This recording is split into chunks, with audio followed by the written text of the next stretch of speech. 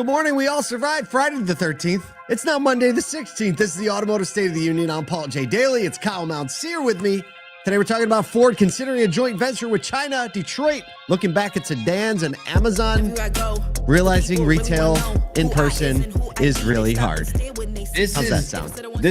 I feel like we have these Told You So episodes every once in a while. We do have the receipts. Can we call this the Told You So? We have a box of receipts. Yeah, we have a box of receipts. We got 1,269 receipts, fam. 1,269. But it's not, and it's not to throw shade on anybody. It's just saying, it's just like we're saying this is really hard, and everyone should always try to do things. Yeah, right. That's what America's about. Let's try to do things. Yeah. I could change my mind. Right. Yeah. Change my mind.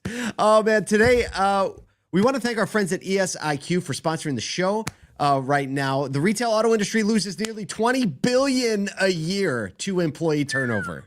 That's people leaving. And most dealers have resigned to accept this as a cost of doing business, but it doesn't have to be this way. Here's the problem. You can't expect to have a consistently satisfied customer if your employees are not satisfied. And leading dealers who figured this out, they invest in employee experience, and it shows in their retention, their culture, and the bottom line, their profitability. ESIQ measures employee satisfaction and provides actionable insight into what's driving engagement and turnover before employees leave. Like, that's the important type. So learn more at esiq.ai.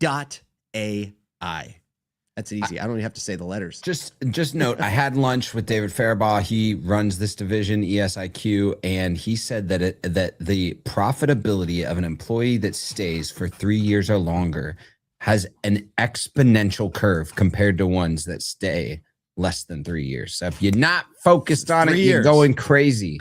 3 years is the thing. One thing I love about this, and this is a shame, this is not a sponsored plug, this part, is that our vision as a company is to make retail auto an industry that people fight to join. Right? And you can't do that if people are constantly leaving. So this is the same exact fight we're in. There's a lot of other dynamics to it, but this one's close to our heart. I'm going to just put that out there. Hey, this week, what do we got, Kyle? New episode? Close to our heart, The Truth About Car Dealers, Season 2, Episode 2, Wednesday, 1 p.m. Eastern. You're not going to want to miss it. If you saw the Beaux-Art episode last week, you're just going to keep on clocking with Carter Myers Automotive out of Virginia and Maryland. You're going to want to hang out. Liza Borchis, our good friend there, but also some of the stories that came out of that, the things that we got to do, get to have a little bit of fun, as always. There's a game show in this one. You're going to want to check it out, thetruthaboutcardealers.com. You can go there to find out all the information or follow our LinkedIn, right here where you might be watching. Yeah, that's right.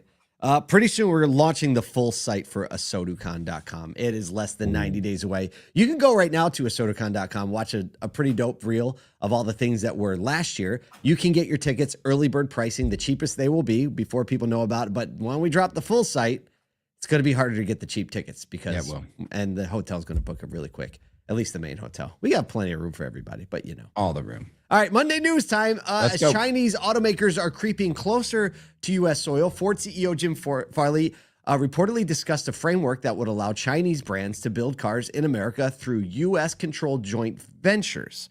The idea to compete without getting steamrolled. Farley discussed the U.S. majority joint venture with Trump cabinet officials at the Detroit Auto Show, and it would allow Chinese automakers to build in the U.S., sharing profits and technology with American partners. Trump recently said he'd be open to Chinese companies building plants and hiring Americans. GM is opposing any Chinese entry, warning of lost market share and supplier disruption. New polling from the North, Canada, shows that the Canadian sentiment towards Chinese-built EVs has shifted sharply, with 53% now saying it would not affect their purchase decision and 15% saying they'd be more likely to buy than compared to in 2024. So basically, we have a little chatter over there about Chinese selling some vehicles, and now the Canadians are saying, well, the Canadians are like, you can bring 50,000 of these. We might buy a couple of them. Not a problem. This feels like TikTok on auto, right? It's like ByteDance comes to auto. We kind of heard rumblings of this a couple weeks ago at NADA show that Jim Farley was speaking with some Chinese partners in a potential joint partnership. I think it makes a lot of sense. It's Honestly, it's hedging your bets against having to develop some of these technologies and processes and R&D on your own. And this has been a way that a lot, actually Ford has partnered with multiple companies, bringing them to the U.S. Mazda, most notably, one of the newest ones. And what's interesting though is like after 7 to 10 years, they go back out and break out back on their own. But it could be this early adoption wave of Chinese vehicles manufacturers coming to the US and having a little bit of profit share, building out the ecosystem and building brand leverage for some of these legacy automakers. Obviously, Jim Farley's been talking about these since he drove them. And I'm sure that like fear factor in the back of his mind is constantly hitting. Speaking of something else Jim Farley's talking about, Ooh, and the other Detroit-based automakers. Wow. After years of betting on big SUVs and trucks, Detroit may be eyeing a return to sedans as affordability pressures are mounting. So GM, Ford, and Stellantis are exploring affordable sedan options, getting back in the game like Ford got out altogether, including hybrids priced under $30K.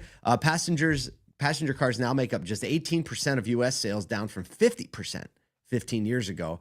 Detroit exited sedans. Toyota's share of the U.S. sedan market jumped from 12 to 22%. Naturally speaking, people still wanted a sedan.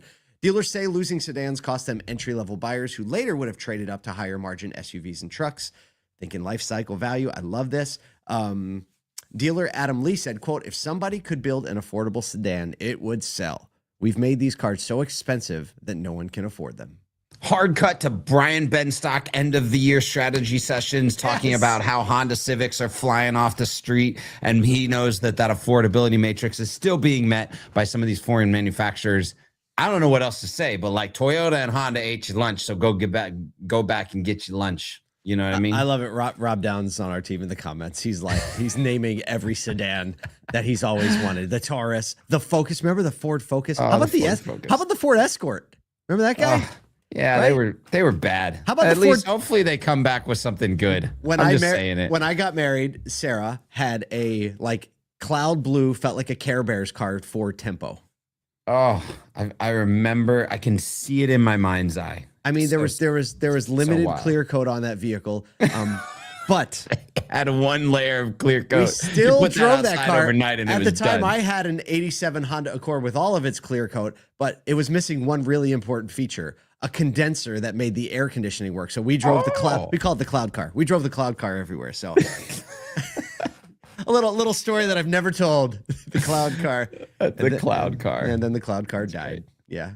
Speaking of dying. Segue. That was a good one. Amazon is shutting down its Amazon Go and Fresh stores, admitting it couldn't crack the economics of brick and mortar grocery. Despite world-class logistics and tech, the company discovered what operators already know: physical retail is a grind. Amazon will close Go and Fresh locations after failing to build a scalable, profitable grocery model. Grocery is attractive because it is high frequency and data rich. Obviously, fuel for Amazon's $21 billion ad business, but shoppers were still prioritizing price, value, and location over tech like Just Walkout. The U.S. grocery market is saturated. It's hyper-competitive and margin thin, making scaling brutally difficult, obviously. Professor Andy Say said physical grocery is just brutally operational, thin, and unforgiving. This is certainly not an I told you so, but we told you that retail was really hard and that it's a super competitive space. I love the fact that Amazon is trying all these things, how they can integrate. You think if anyone could integrate it with their business, it'd be Amazon, especially after Whole Foods acquisition. The only time I mean, have you ever been to an Amazon Fresh store? I didn't even realize they had stores. I just thought it was like I've been to a couple in airports. I've been doing it, but that's it. But like they had their little pop-up in Florida anyway, it's not this way in Syracuse, but you can, isn't it called Amazon Fresh when you order groceries from the app?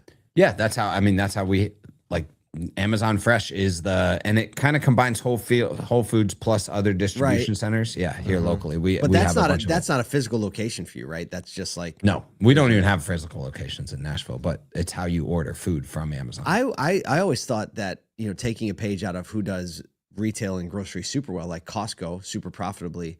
I was always wondering if Amazon would open a warehouse style shop.